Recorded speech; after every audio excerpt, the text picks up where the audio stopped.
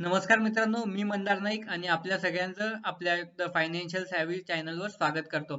आज आपल्या technical analysis सिरीजचा भाग 12 आहे आणि या सिरीजमध्ये आपण आताच्या भागमध्ये पाहणार आहोत फिबोनाची स्ट्रॅटेजी, फिबोनाची रिट्रेसमेंट.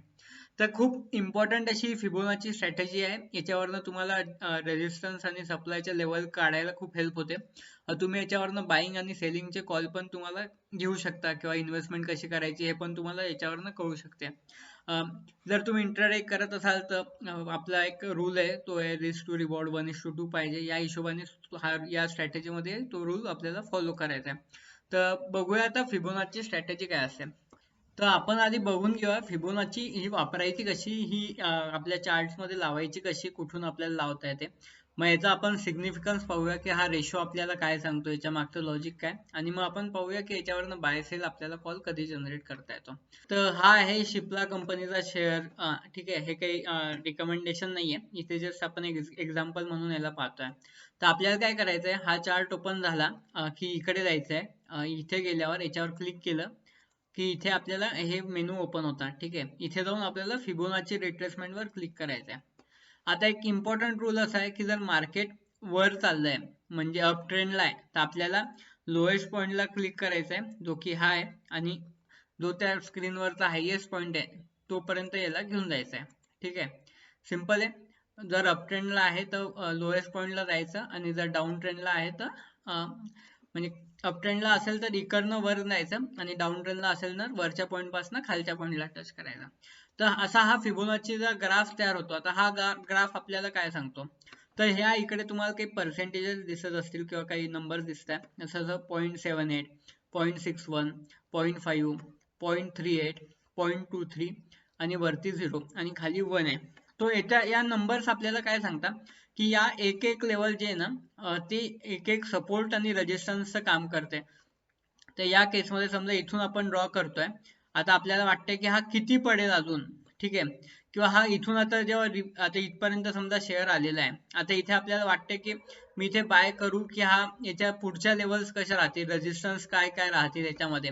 तर तेव्हा आपण जेव्हा फिबोनाची ड्रॉ करू तेव्हा आपल्याला या लेवल्स दिसतील, 1 2 या लेवल्स या रेजिस्टन्स आहे. तर आपण इथे पाहू शकता की शेअर प्राइस या लेवलला रिस्पेक्ट करते. रिस्पेक्ट करते म्हणजे समजा मार्केट इथून रिकवर होतंय, तर इथून मार्केटने पहिल्यांदा रेजिस्टन्स फेस केला, मग खाली गेला, पण याच लेवलला परत सपोर्ट फेस केला. मग परत मार्केट वरती गेलं तर इथे रेजिस्टन्स फेस केला.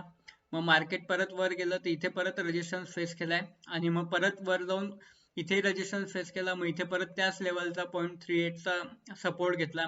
परत मार्केट वरती गेलं, इथे रेजिस्टन्स फेस केलाय. मग परत 0.23ला सपोर्ट घेतलाय मार्केटने, आणि इथून परत मार्केट वर जायचं ट्राय करते. ठीक आहे, म्हणजे थोडक्यात सांगायचं काय की या लेवल्सला मार्केट रिस्पेक्ट करते. आता आपल्याला याच्या मागचं लॉजिक पाहायचंय की या लेवल्स नेमके आहे काय. तर याच्यावरनं आपण आता बाय कॉल पण बघू. तर आता सिंपल आहे, आपल्याला ना जेव्हा जेव्हा मार्केट या लेवलला येईल, समजा आता असं मार्केट चाललंय, इकडनं मार्केट या लेवलला रेजिस्टन्स म्हणून पाहिजे आणि खाली जाईल. ठीक आहे, आणि मग या लेवलचा सपोर्ट घेऊन मार्केट परत वर जाईल. तर जेव्हा जेव्हा इथे सपोर्ट होईल म्हणजे इथे रेजिस्टन्स किंवा इथे काही कॅन्डल्स मार्केट क्रिएट करेल, तेव्हा आपण सेल करू शकतो. बरोबर आहे, म्हणजे इथे आपल्याला माहिती आहे की हा रेजिस्टन्स घेतलेला आहे, ही रेजिस्टन्स लेवल आहे, सो मार्केट इथून पडणार आहे. बरोबर आहे, आणि जेव्हा जेव्हा मार्केट इथे आपल्याला असं सपोर्ट घेताना दिसेल तिथे आपण बाय करू शकतो, की आपल्याला माहिती आहे हा फिबोनाचीचा सपोर्ट आहे.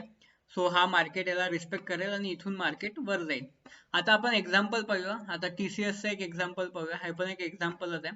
तर सिम्पल आहे, आपल्याला हायएस्ट पॉइंट आणि लोएस्ट पॉइंटला टच करायचं आहे. आता आपण फिबोनाची सिलेक्ट केला, हा इथला लोएस्ट पॉइंट आहे, आणि इथून आपल्याला हायएस्ट पॉइंट पर्यंत जायचं आहे. आता आपल्याला आता माहित नाही पुढे काय होणार आहे. बरोबर आहे, आता आपण पाहायचं की आता हा वर गेला, आता हा किती खाली येऊ शकतो शेअरातून, याचे रिट्रेसमेंट लेवल कशा आहे, हा रिव्हर्सल होईल की हा रिट्रेस घेऊन परत वरती जाईल. सो इथे आपल्याला दिसते की आता शेअर प्राइस जी आहे ती या लेवल पर्यंत येऊ शकते, हा त्याचा नियरेस्ट सपोर्ट आहे. बरोबर आहे, आणि याच्यानंतरचा जो सपोर्ट आहे तो हा आहे. आणि रेजिस्टन्स जर पाहायचा झाला आपल्याला तो ही लेवल जेव्हा तो ब्रेक करेल तो हा पहिला त्याचा रेजिस्टन्स आहे यासाठी. सो एकतर मार्केट तुम्ही इथे बाय करू शकता म्हणजे तुम्हाला स्वस्तात घ्यायचं असेल तर, किंवा तुम्ही खाली पण बाय करू शकता. आणि जर तुम्हाला म्हणजे तुमच्याकडे ऑलरेडी आहे तर तुम्ही ही लेवल ब्रेक केल्यावर सेल पण करू शकता, किंवा इथे आल्यावर तो सेल पण करू शकता. सो हे जस्ट एक पॅरामीटर आहे ज्याच्यावरनं आपल्याला कळतं की आपण बाय किंवा सेल कधी करायला पाहिजे. सो एकच पॅरामीटर, असे भरपूर गोष्टी आपल्याला कन्फर्मेशन करून एंट्री घ्यायची. आपण आधीच्या पार्टमध्ये ह्या सगळ्या indicator, demand level, supply level हे सगळं काढलं होतं. परत एकदा आपण या शेअरचं पण पाहून घेऊया. ग्लेनमार्क हा शेअर आहे. सो हा अप ट्रेंड मध्ये आहे. इथे आपण फिबोनाची लावून घेऊ. आपल्या लोएस्ट पॉइंट आणि हायएस्ट पॉइंट सिलेक्ट करायचा आहे.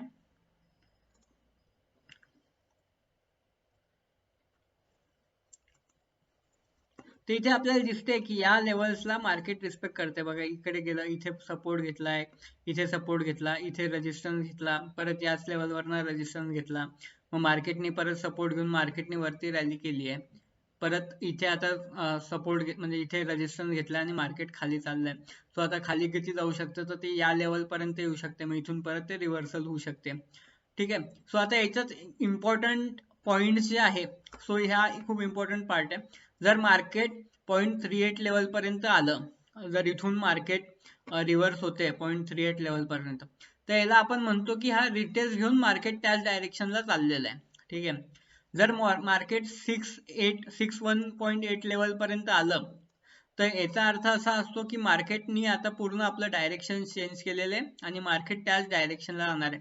म्हणजे समजा शेअर असा पडत पडत पडत पडत गेला आणि या लेवलला आला, इथे आला, त्याने सपोर्ट घेतला, तर याचा अर्थ असा की आता मार्केट इथून पण खाली जायची प्रोबॅबिलिटी जास्त आहे इथून रिव्हर्स होण्यापेक्षा. आणि जेव्हा मार्केट 0.5 लेवलला येते, म्हणजे या लेवलला जेव्हा आलं, तेव्हा मार्केटला शुअर नाहीये की मार्केट कुठे जाणार आहे. एकदा ते वरही जाऊ शकते किंवा खालीही जाऊ शकते, पण ही त्याची सपोर्ट लेवल आहे. सो इथे काही पॅटर्न्स क्रिएट होतील, म्हणजे डबल M होईल किंवा डब्ल्यू होईल, आणि त्याच्यावर आपल्याला मग डिसाईड करावं लागेल की कधी बाय करायचं आणि कधी सेल करायचं. सो हे होतं आपल्या फिबोनाची रिट्रेसमेंटची एक थेरी. ही खूप जास्त प्रॅक्टिकल आहे, मार्केटमध्ये खूप वेळा आपल्याला पाहायलाही भेटते. तुम्ही प्रॅक्टिस करून पहा आणि अशाच व्हिडिओसाठी द फायनान्शियल सेवीला सबस्क्राईब करा. हा व्हिडिओ जास्तीत जास्त लोकांपर्यंत शेअर करा. भेटूया पुढच्या पार्टमध्ये.